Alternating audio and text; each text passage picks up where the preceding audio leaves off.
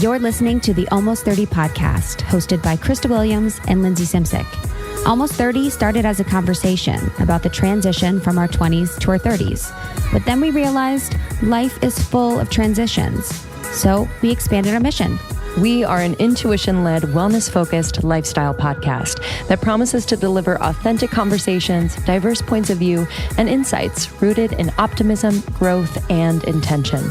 The Almost 30 Nation community is a group of purposeful dreamers who are smart, passionate, and always seeking the full potential in every aspect of their lives. At Almost 30, we're making magic together. We dream it, and then we do it. Thanks so much for tuning into the Almost 30 podcast. Here we go.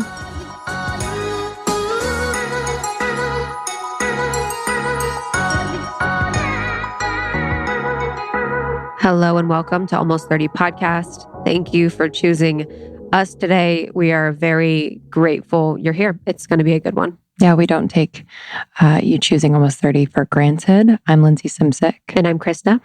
And this is a really special episode. We have compiled a powerful episode of some of the Black women that have been on Almost 30 who have shared their stories, their experiences, their knowledge, their power. And yeah, I was moved putting this episode together.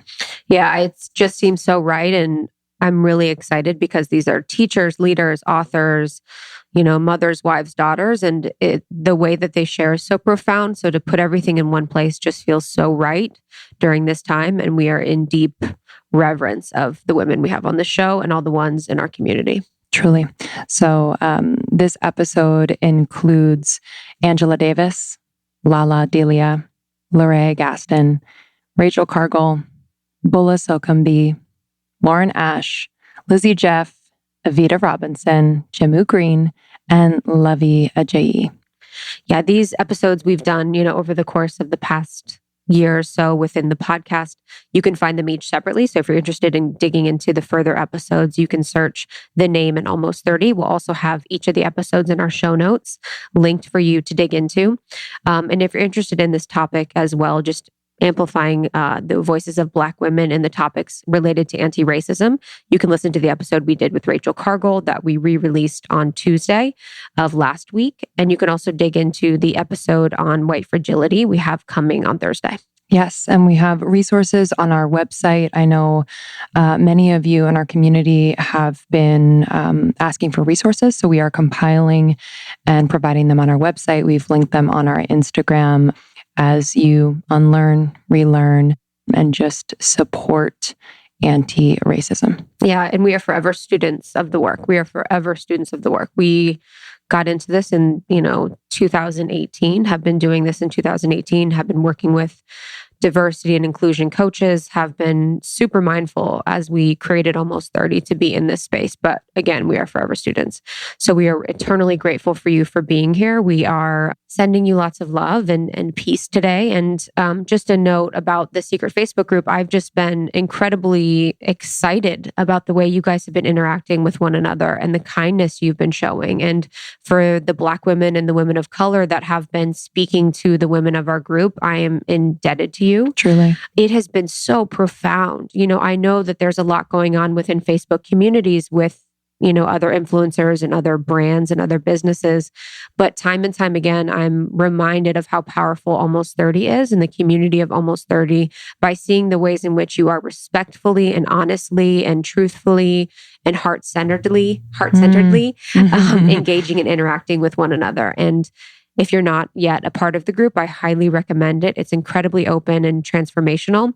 And you can find it by searching Almost 30 Podcast Secret Group on Facebook. Yeah, again, thank you for listening. We are here for you.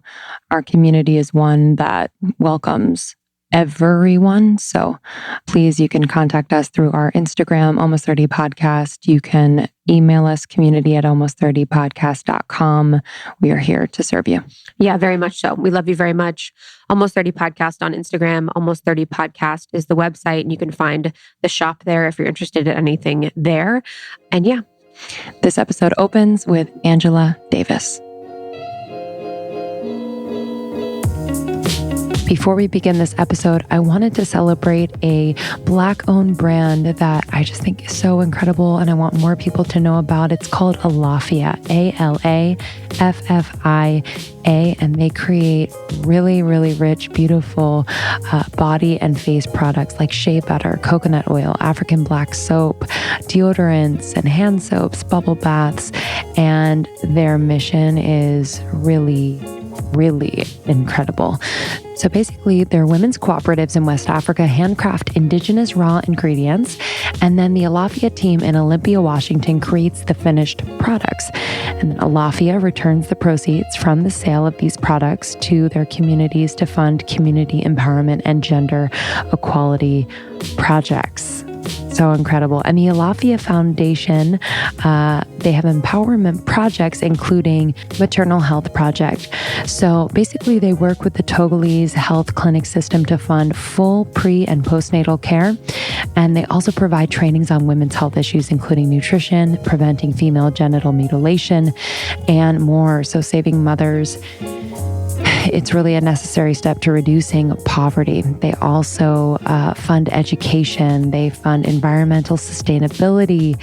They're planting trees. They have donated almost 30,000 eyeglasses. So they're just really doing incredible things. Alaffia.com, Alaffia.com. Check it out. You know, we're all born with gifts and talents. Every single one of us is born with gifts and talents. Every single one of us is born in purpose, on purpose, for a purpose. We're not created to find purpose. You're not going to like, oh, let me find my purpose. Let me find why I'm here. You were already created in purpose, with purpose, on a purpose, like for a purpose, like already created with that. So really, life is about exploring that and leaning into that and operating in those gifts and talents. And so I think, you know, for me, it was just really like understanding that and that changes. You know, I used to run track professionally. I don't do that anymore, you know? And so what is the extension of the gift? You know, coaching became an extension of the gift. Speaking became an extension of the gift. You know, making music now became an extension of the gift. Like what is the extension? What is the remix? What is the remix? And never attaching to just the one thing, but what's the remix? You know, and like find that flow. And I think that can keep us free, you know? And something that doesn't keep us free is limiting beliefs. And I know that we all have different ones that we're working with, whether we're aware of them or not. How do you coach people to recognize and then work through their limiting beliefs that they may have? Limiting beliefs are so paralyzing. And what's crazy is we could take on someone else's belief system for us.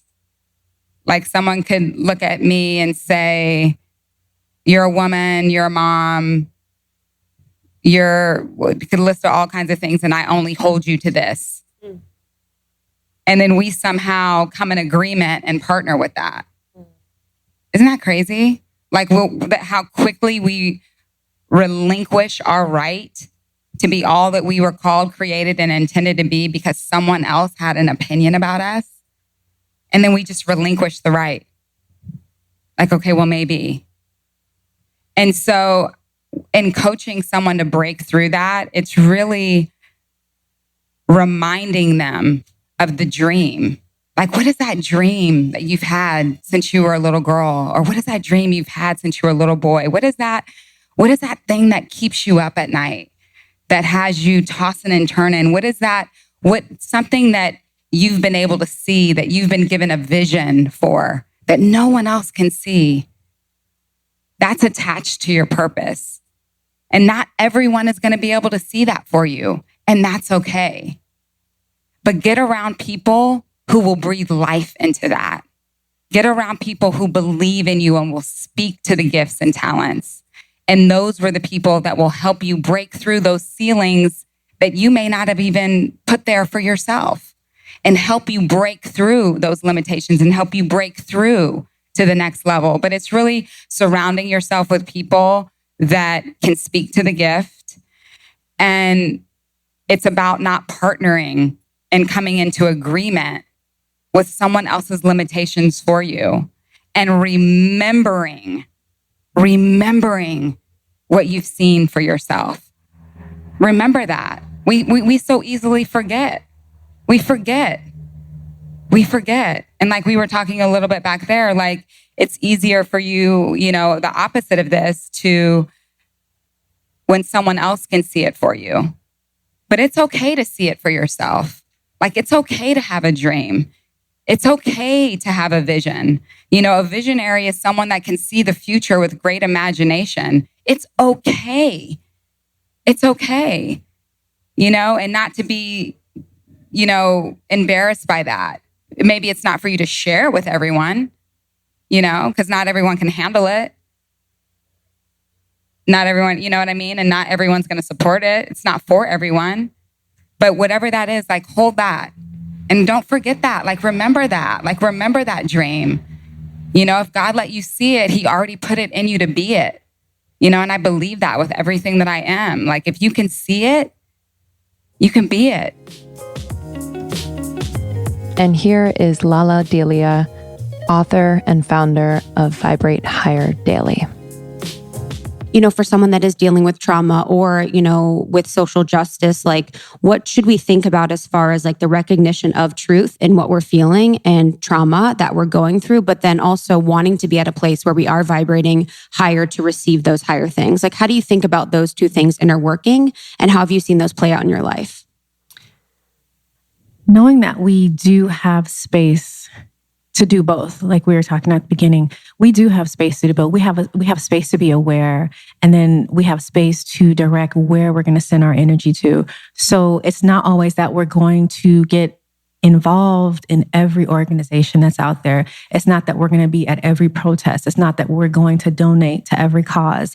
It's not that we're going to post about everything that happens, but quietly, because at the end of the day, if social media still went away, how would you promote and how would you support all these things going on in the world? So it's not always about what everyone else sees. So we have to be really careful of that as well. When we don't see people posting and maybe saying like, why aren't you posting about this? Because we never know what they're doing behind closed doors, and I know so many people that give to causes who don't even have a social media page. So it's really important, or people who are giving and they are always posting about it. So it's just, we have to be careful with judgment there, with others and then with ourselves, and just knowing that I'm giving from a place of authenticity. It's not because I want to look like I'm, involved or aware, but it's because I truly am. And this is where I feel called and led in the movement to be. Martin Luther King wasn't, even though at the time, like he was very concerned with the Vietnam War, but he was not spending his time there. He was on, in Birmingham and just, in the South with the civil rights movement. So we have to really know where we can put all of our experience, your community, where do you have support, your resources. There were a lot of people who were giving to his movement that weren't even in the civil rights movements, but they could donate. So it's a lot of crossing and meditating on, contemplating on where I want to spend my energy and time. And him and Thich Nhat Hanh, who I mentioned early, they had a very good brotherhood that they formed. And Thich Nhat Hanh was very instrumental in Martin Luther King becoming nonviolent and the calm Martin Luther King, because there's some letters, and there's his letter from the Birmingham jail. Like there's some letters, I think it's a letter of 1964. That's a very militant Martin Luther King. And so a lot of people post like the happy and the peaceful Martin Luther King. That's the one we see. But there's some where he's more so like Malcolm X. So he was I was thinking that. Oh yeah, him and Malcolm were very good brothers and friends. And so, so it's just, again, in Malcolm X wasn't known for the civil rights movement, but he was still for Black liberation. And so he was working where he could, So when you go throughout time, it's just a matter of where I can put my energy and really put it there. Because if we're scattered all over the place too much, we're not going to really have enough to show up there. So really get involved where you feel led and where you feel you can put the most of your time and attention. And it's okay if you feel, that this is too much for me. Because we do have to know our limit and our capacity. And that's where we have to be gentle with ourselves, especially in the world we live in, because there's so much. You can just walk out of your door and pick up the phone and see a headline, and it just takes you a whole day to get over vibrationally what you just saw, or someone sharing something. So just be mindful as we are driving traffic. We have to be mindful when we're, just moving through headlines and posts and updates of, what I'm going to invest in. And I had a podcast before where I just talked about people. I do believe that people are doing the best they can where they are with the information they have. And some people just don't know. Some people just don't know about all the headlines. And so if you see someone that doesn't look like they're concerned, they don't understand the importance of that. But there are other people who will. And I think that when we can lead out of love and hold space and just, hold space for each other and have meaningful conversations, we're able to win people over like that more than pointing and judging. And truly, if you're a person who is involved, you're too busy. You're too busy to point judgment because you're putting your energy in. Yeah, you're putting your energy in work. You're doing the work. And now we have Larayia Gaston, executive director and founder of Lunch on Me, a Los Angeles-based nonprofit dedicated to ending starvation while providing opportunities to enrich the mind, body, and spirit of LA's homeless community. The broken systems piece too, and the police thing just reminds me of the part race plays in all of this, and like how that relates to the systems, the foster care system, the incarceration systems within schools, and then police. From your perspective, like what has been and speaking about the civil rights movement, like what has been challenging about seeing race relations play out in this space? Well, I mean, people of color have had to deal with this since the beginning. So we know. I think it's more of being mindful to not just be so used to abuse that you just accept it or you have excuses for the abusers. Because that's what happens a lot. That's even psychologically an abuse. That's what happens. Yeah. So I think to me, it's people of color knowing how we've been done so wrong and abused. And to remember, I know you're tired, but we still have to fight. And it's not a choice. And I think it's fighting for what's right. It's fighting for equality. It's fighting for kids to be able to have quality of life, not be thrown away. And so I think that it's not about not knowing, because we know. We all deal with it. I have 4 brothers. I deal with it. And it's painful. And I think it's more of like knowing you're human, but being treated less than. And being able to have to fight that, but then also being told you're not allowed to be upset. You're not allowed to be radical. You're not allowed to show your strength that they're trying to beat out of you. And that's the truth. I see that every time I see a Black man arrested that's done nothing, that's just walking by.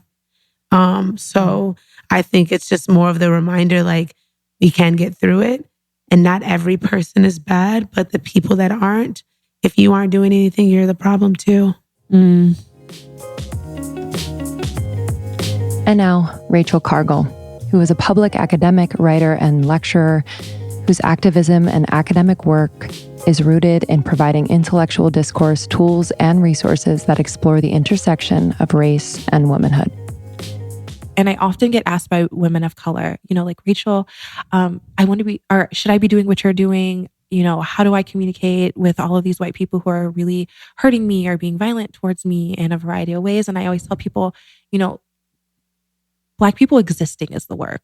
Us just being in this country, being happy, moving forward, keeping hope, continuing to believe and work towards our successes and our excellence and demanding our dignity and just existing in this world as a Black person is a revolution in itself for a country that never, ever wanted us in the first place, besides to be free labor. And so I always tell people of color, you don't, unless you feel like this is your work, don't feel like you have to deep dive into this work. This is my work for sure. Like, literally, I did not put a call out to 115,000 white women to follow me. Like, there was no sign I made. There was no, I didn't wake up, what, I'm going to start talking to white women about race. Like, never was that any intention. And the fact that I now have this platform and this audience, I'm just assuming my ancestors sent them my way and said, Rachael, it's your turn. Yes. So I take this as my work and I take pride in it and I have fun with it. And it's my living now and this is what I do. But it's definitely not the work of other people. So speaking into the fact that this is my work, I don't think it's as exhausting as it might be for someone who didn't feel like this is what they were meant to be doing. But I take a lot of pride in, in the writing that I do and in the speaking that I do. And so I'm assuming I feel the same way anyone does when they're working a job.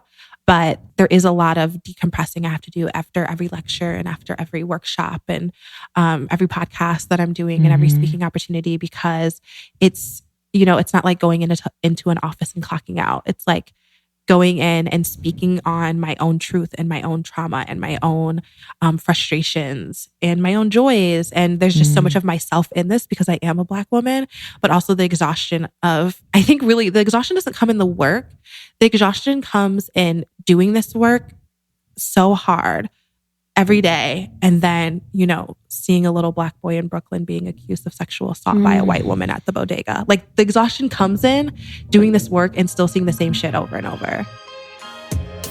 A good night's sleep is extremely important, and it's even more important that what you are sleeping on is good for you and good for the environment. So when I found Birch Living, I was like, yes, I gotta tell my people, Birch Living, they create organic, non-toxic mattresses, mattress toppers, and pillows. I just got the new mattress, and let me tell you, it is so comfortable. It has birch wool, which is sourced from a farm in New Zealand. So it's ethical farming. And it's really awesome because it is actually moisture wicking and naturally regulates your temperature. It also has latex in it, and this latex is sourced from Southeast Asia. It's actually 100% natural Talale latex, and it's sustainably tapped from the tropical rubber tree. And I love the supply chain of a company like this. Their cotton is highly breathable and it's organic. So I really sleep well knowing that the materials in my mattress are natural and not going to harm me over time. They also have incredible mattress topper, plush. It is so comfortable. They are plush and supportive. I cannot recommend enough. So if you'd like to try Birch Living, you can go to birchliving.com/almost30 and you'll get $200 off your mattress. That's BIRCH living.com/almost30 for $200 off your mattress.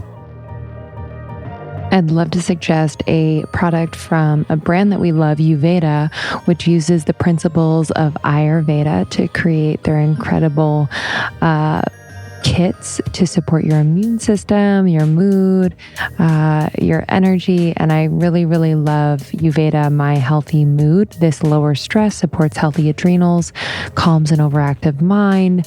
And so this will affect your mood, your response to pain, immunity, and sex drive.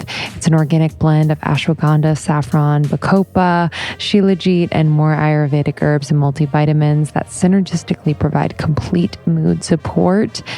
And, we're isolated right now, and, times are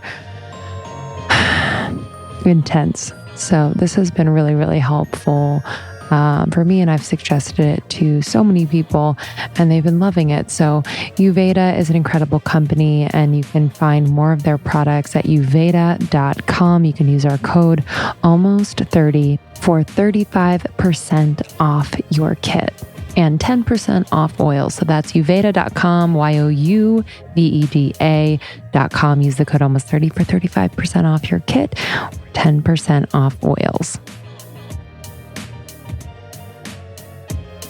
And now, Bola Sokunbi. She is CEO and best-selling author, founder of Clever Girl Finance. As a woman of color in this space, I think there are not enough voices. There are not enough women that look like me. There's not enough women, period, talking about personal finance. And it may seem like there are a lot of us, but when you think about the numbers, right? Think about the personal finance industry or the financial planning industry. I think I read a stat somewhere that about 70 or 80% of financial planners are men in one article. And then I read another article that says 97% of financial advisors are men, right? So when you think about that, right, amongst women, we see a lot of us talking about money, but there's still not enough of us. And as a woman of color, I remember, coming out of college trying to save money. There was nobody that looked like me. There were very few women. That personal finance book I picked up was a book for women written by men. Right? Okay. And it was just like, wow, and I feel like it's not because we don't want to talk about finance. It's because when you just think about like backgrounds, right? a lot of us did not grow up talking about money at the dinner table. When you think about the traditional setting of the home, think about your grandmothers or your mothers, depending on their age, what typically happened? The fathers would pull their sons aside and talk about business and money, and the mothers would pull their daughters aside and talk about homemaking and recipes, right? And there's nothing wrong with that. But we've now come into this generation where, we're here and we're in the space where women are making more money than their mothers and their grandmothers, right? But despite that, there's the gender wage gap, right? We're earning 20% less on average. When you look at it by demographic, it's much more discouraging. Many women are choosing not to get married. Many women are sole household earners, breadwinners, single moms. We're in this position that we haven't been generationally taught to talk about money, but we have to face it because we have to take ownership of our money in order to succeed, especially given the fact that we're living longer than men. So over the course of our lifetimes, we need more money, right? Plus, we take time off of work to raise our babies, either temporarily or permanently. So there's a lot of factors working against us, and we really have to start talking about money. So for me, I want to see more women of color talking about money. I sat down with another woman, and she told me that she felt that, women and women of color, the focus on that in the personal finance space is a gimmick. Because she personally feels that everybody, men and women, have equal opportunity when it comes to money. And I was like, I'm confused. What world do you live in? There is nothing equal. Starting with the gender wage gap, right? Starting with socioeconomic backgrounds that people come from, there's nothing equal about the opportunities that women of color have when it comes to finance. So, that was just more fuel for me to continue doing what I'm doing. But I would definitely love to see more women in the space, more women of color in the space, because we're doing big things. Studies show that when we have the opportunity and we have the education, we're better with money. We are better investors. We make more level-headed decisions. We're opening businesses at record paces. We are graduating college at record paces. If we rule the world, there'll be no wars. We will solve world hunger, right? We are powerful. And I think the more of us that are out there to push the message and change that narrative, the bigger the impact of change will be. And here is Lauren Ash, a wellness visionary who is the founder and executive director of the culture-shifting lifestyle brand synonymous with Black women's wellness, Black Girl in Om. For, again, marginalized people, specifically, I'm a Black woman, I can only speak to my experience. We are so conditioned and so socialized to go, to work harder because, in some cases we have to in order to get experiences that others might get for, we just have to work. We have to work harder. And also, just when you think about the history too of Black women in terms of our relationship with labor and providing for others and being of service to others, and that being passed along intergenerationally. We had a quick little chat about intergenerational everything right before this. And it's those things literally get passed down, right? And so I have to literally, as a Black woman, especially as a Black woman who is leading a movement that is all about self-care, I have to model the kinds of ways of being and the kinds of consciousness that I think more of us have to in order to be freer and in order to love ourselves and love others more. So for me, rest looks like, so I love this. This year I committed to taking quarterly week-long spiritual retreats. And that can look different. It could look like an official retreat or me just turning everything off for a week, right? And even the fact that sounds so radical. People are oh, every quarter, a week off. And, and for me, it took me a while to get there. I recently revisited a journal of mine from 2015 where I wrote down that I wanted to do that. Here we are in 2019, and I finally am in both a position to do that. And also, I feel like I deserve it. You know what I mean? And that is a huge thing, too, for any of us who are struggling with the idea of taking time for ourselves, whatever that looks like, a nap or a vacation that's truly a vacation. Because a lot of times we go on vacations, we're still plugged in.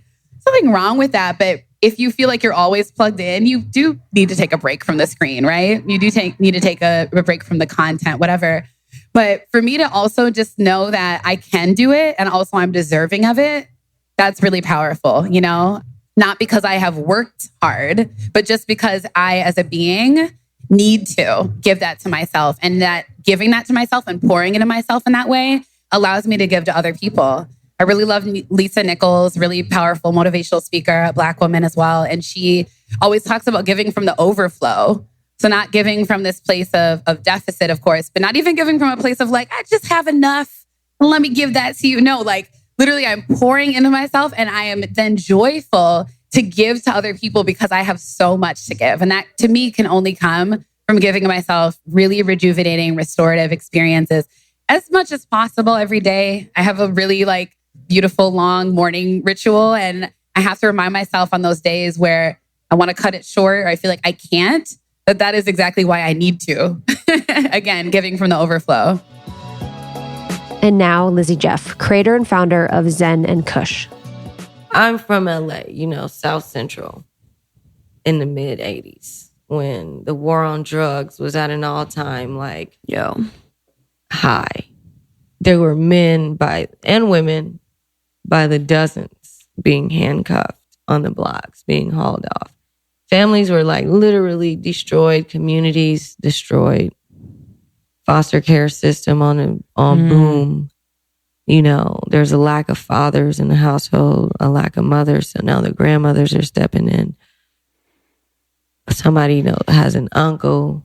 Somebody got a dad. It's like this has now become the reality of many Black communities in LA and across the nation. And for me, being a product of that and knowing firsthand what it's like experiencing people, loved ones in the prison system, being harassed daily for no reason by the police who are constantly monitoring the neighborhoods. Just being from that and also being a huge fan of hip hop and listening to hip hop growing up and being able to identify with a lot of those stories on some levels, but also having my own story, my own version of what it's like coming from that perspective, wanting to infuse it in the music, but also now being a voice. Some call me a pioneer. Some, say the queen of the cannabis renaissance, which that's an honor that I don't take lightly. It's something that inspires me. But even before any newspaper said that, I already knew who I was. And knowing that and being connected to that and showing up as my full self to now having a voice in this industry and seeing the impact of the war on drugs to now being surrounded by an industry of a lot of white people, especially white men that are making enormous amounts of money while there's still many people locked up, just being mindful of that. I'm not here to destroy anything that exists. All I want to do is create a space where we can be aware and mindful of how we're using our voice, our impact, our influence to really impact change and alternative ways to support each other. And for me, I told you my grandmother raised me, my great-grandmother and my grandmother in New Orleans. And my great-grandmother was born in 1907 in Cottonport. And so was my grandmother, 1926. And, they grew up, they spent most of their lives in the South. And they had a totally different experience than what I have. And they taught me so much and instilled so much and told me so many of their stories, things that you can't believe, but you can't believe it. And so with that and knowing what they sacrificed and knowing, the lack of, possibilities, but there were a lot of people of color that have been thriving since slavery ended.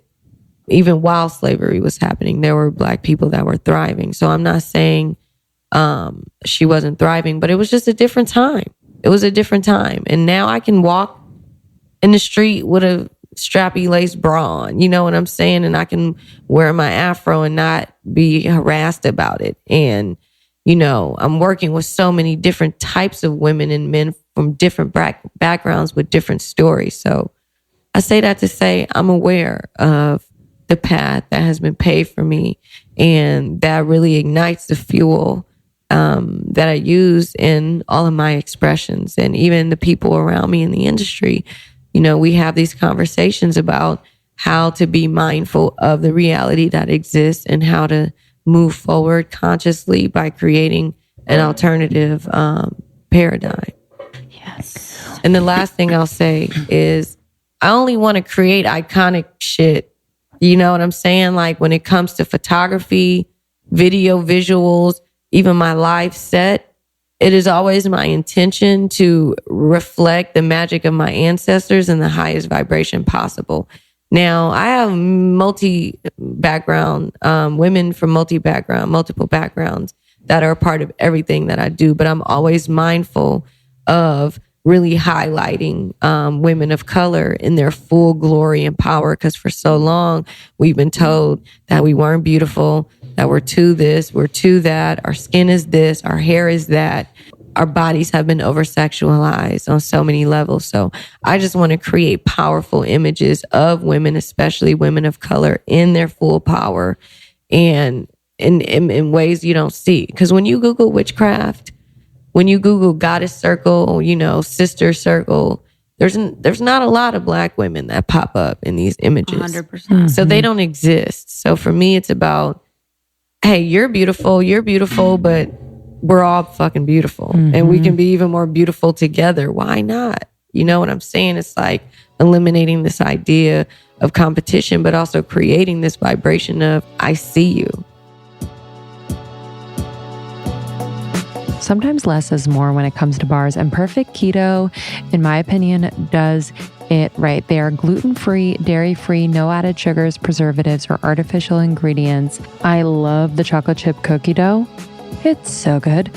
They have ingredients like organic almond butter, cacao butter, collagen protein, sea salt, and organic coconut oil. I just really trust these bars, and it's really great. It keeps me satiated. And Perfect Keto has other incredible products like their MCT oil powder, which I adore. I put it in my coffee or to put it in my smoothie. I like the coffee flavor. It's delicious. Also, they have keto cookies. Yep. I ate them before and after dinner. It's really, really good. But Perfect Keto helps make a low-carb lifestyle easier with snacks and supplements formulated by Dr. Anthony Gaston. So we'd love for you to try. You can go to perfectketo.com/almost30 and use the code almost30 for 20% off everything plus free shipping. Major. So good. Perfect Keto. perfectketo.com/almost30. Use the code almost30 for 20% off everything plus free shipping. I'd love to share about the world's largest counseling service, 100% online, BetterHelp. BetterHelp will assess your needs and match you with your own licensed professional therapist. And you can start communicating with that therapist in under 24 hours. This is not a crisis hotline. It's not self-help.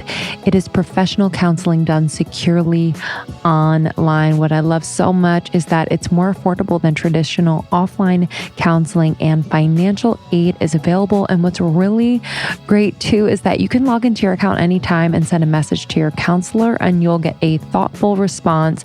Plus, you can schedule weekly video or phone sessions so you won't ever have to sit in an uncomfortable waiting room. This is really helping to democratize mental health help. And I think that is so important. If you'd like to try BetterHelp, you can get 10% off your first month by going to betterhelp.com/almost30. That's BetterHelp.com/almost30, and you'll get 10% off your first month.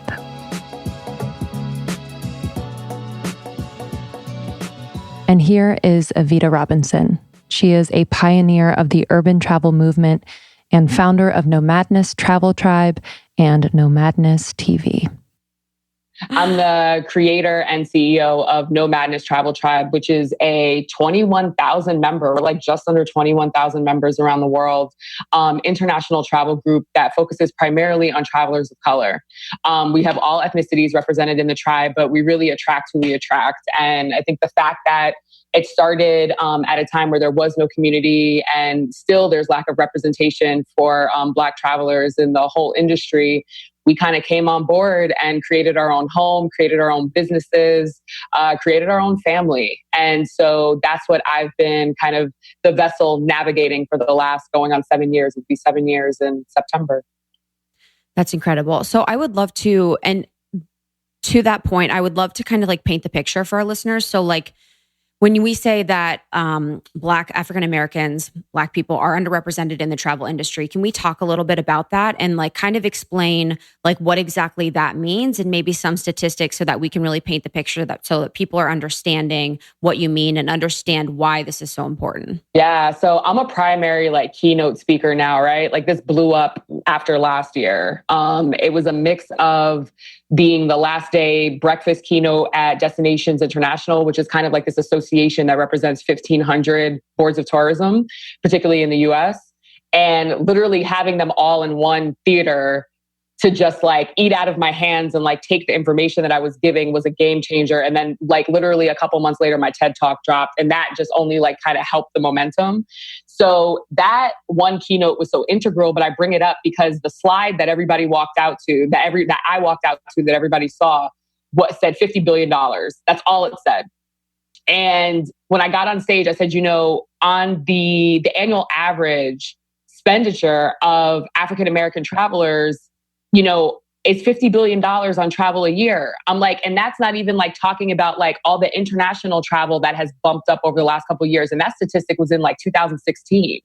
So we're talking about this movement that has now cultivated international community, brands all over the place coming on board. And you would not realize that we spend that much money in the travel industry because you don't see us in any of the marketing. You know, so it's like I ask these rooms that are primarily filled with white people, you know, that run these boards of tourism, you know, do you want a piece of this pie? And of course, people say yes. And I'm just like, well, that's really interesting because your marketing doesn't indicate that you do. And that's how I start my presentation. And I kind of break it down from there, you know, with our expenditures and our habits. But that number alone just speaks so much. I remember even when I saw it, I'm in the middle of this and I was like, damn, like, yeah, you know, like our purchasing power and, you know, and millennials in general, like this generation is very much wrapped around less materialism and more experience-based, you know, spending. And travel is like the mecca of that for a lot of us. And I think it's only going to trend upwards because what's happening is as millennials have children and start raising children, our children are really going to be the first generation of Black travelers who are like, ooh, like I've been doing this since I was a kid. You know what I'm saying? Like because we're the ones that have like really built the community, the traction, the breaking the stereotypes that this stuff isn't attainable or you have to be rich in order to go travel and see the world. Like we're just like knocking all of these things out the park and creating spaces in which we're able to do this all the time. So that's a big part of it. Another example is Kelly Edwards, good friend of mine, been in No Madness for years. Kelly just got her show for Travel Channel greenlit, Mysterious Island. She actually just got done shooting, I think like within the last like 48 hours for the first season. Oh, that's so exciting. And that show's coming out, but Travel Channel's been around for 30 years.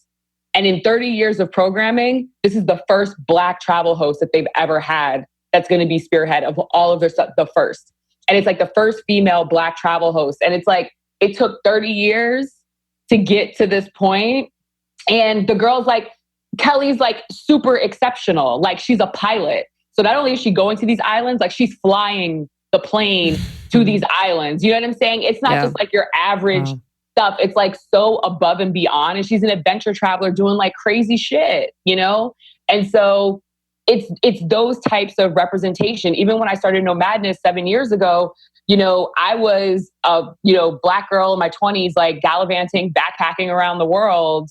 But I didn't see a community for me, but I knew that there had to be more people that looked like me that had travel as a priority. And now Jehmu Greene, an evangelist for social good, an award-winning media and advocacy strategist, former president of Rock the Vote. What are some of the setbacks that women of color experience in politics and in media? And what have you experienced personally? Well, certainly there's that double whammy of sexism and racism. And, you know, I'm not quick to use racism as an attack. I think that there is bias, certainly unconscious bias, brain science, just for us to be able to function as human beings, our brains have to categorize things, and that leads to stereotyping. And at the end of the day, we're animals. And so we have these instincts and we have these requirements to survive. And so just understanding that we all have bias, I think, is important. But certainly as a woman of color, I have faced sexism, I have faced bias, and at times I've faced direct racism. I try to draw on strength to not just call out an issue, but to help the person who might be putting forward a wrong idea or creating an unfair situation, to help them see where they could be better. I hope that we can get to a place as a country where it's not just us versus them, but that we're all moving forward in pursuit of being better, of addressing our biases. When you know you have a bias, then that's when you can actually start to address it and to correct it. And finally, Luvvie Ajayi. She is an award-winning writer, best known for her book, I'm Judging You, The Do Better Manual. One section of my book that is so relevant to today's world that I'm actually surprised. I'm not surprised. I'm mad that it's actually that relevant still. I wanted my book to be timely and timeless. But my God, my culture section starts with a chapter on racism. It's called Racism is for Assholes. And then the second chapter is the privilege principle. And then I have a chapter on feminism. Nobody wins at the Feminism Olympics. I have a chapter on religion.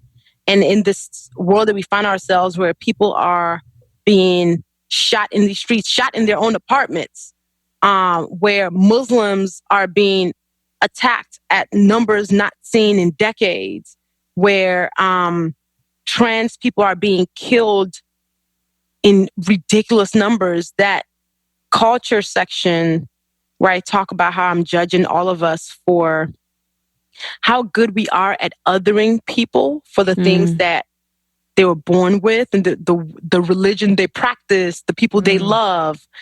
It rings very true. And when when my hardcover was coming out in November 2017, I wrote a bonus chapter basically saying that we did not do better. My book's tagline is the Do Better Manual because, one, I'm judging myself and I think I constantly need to do better.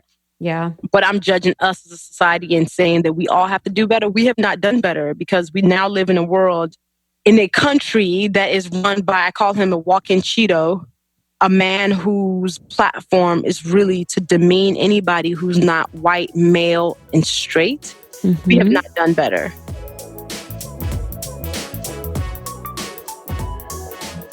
Thank you so much to the women that joined us for these episodes. We are so grateful for you. And yeah, thank you for being such profound voices in the world. Thank you, Angela Davis, Lalah Delia, Larayia Gaston, Rachael Cargill, Bola Sokunbi, Nash, Lizzy Jeff, Evita Robinson, Jehmu Greene, and Luvvie Ajayi. Yeah, and you can go to the website and find within our show notes more amazing women of color, more amazing Black women and men that we have interviewed for the show. This is just a compilation of some really profound statements as it relates to the conversations that the collective is having today regarding race. Yeah.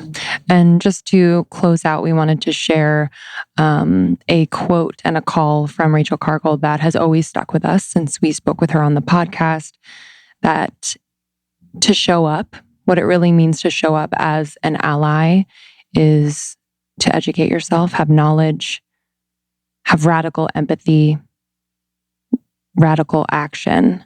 And really, when I think about that, I think the action part has always been, for me, I've always paused because the connection to the action is, I think, what is so, so important. And so speaking to everyone out there, taking that aligned action is the missing piece for so many of us. And I just encourage you to do that research, learn, unlearn, reach out to people, have conversations. I think so much of my work right now is having conversations with people in my family, having conversations with my boyfriend, having conversations that are teaching me so much. And you can start there. Yes, completely agree. And don't get overwhelmed by the influx of information and resources. Just pick your plan and your strategy for the ways that you will help this problem. Yeah. Thank you for listening. We appreciate you. And we will see you on Thursday for our episode re-release with Thais Guy. Yes, and thank you for sharing with your friends who need the message, who are interested in furthering their education in the movement. We are so appreciative of you. Your sharing of this and the Rachael Cargill episode and the episode with Thais Guy on white privilege is amazing. Love you. We'll see you soon.